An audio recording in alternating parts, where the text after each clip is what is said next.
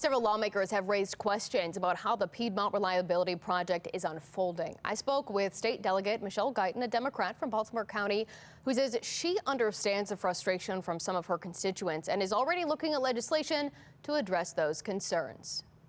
I knew from the very beginning that they were going to have a tough row to hoe, so to say. There are a lot of fears that people are going to have their farms divided, or eminent domain is going to take a part of their property, and that they might not have enough say and representation in the whole process. Do you believe that PJM has been as transparent as they can be about this process?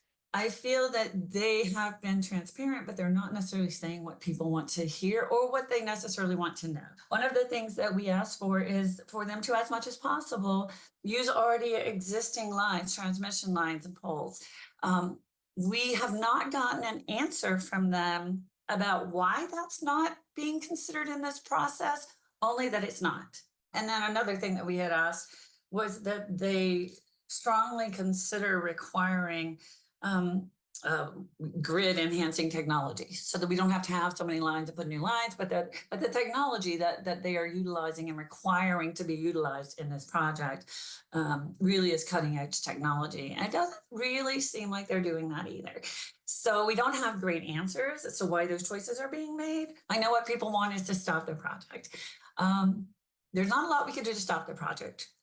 There are, however, initiatives that we can put in place to make sure that our constituents' concerns are addressed. Delegate Michelle Guyton says she and other lawmakers representing areas impacted by the project are already drafting legislation, specifically trying to address the eminent domain concerns. Really, we're trying to protect farmland and land under preservation, particularly environmental preservation, which is so important to all of us in North County, from being subject to eminent domain. But I've also learned that eminent domain can only be utilized when the Public Service Commission orders them to use it. Another draft she's working on require data centers to co-locate their own generation centers, right? So they're generating their own energy.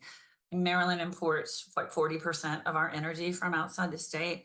And we really do use, and we're going to continue to use more than we generate, right? So we are going to need energy from somewhere, and whether it's for data centers or for other things, that's going to come in the future. I mean, it's just planning ahead. So given that timeline and what we know about how that process moving forward, are you concerned that the legislation being drafted now, and by the time it's introduced in the end of session in April, would that come too late to have any real impact on the land and the concerns from people across the state that we're hearing?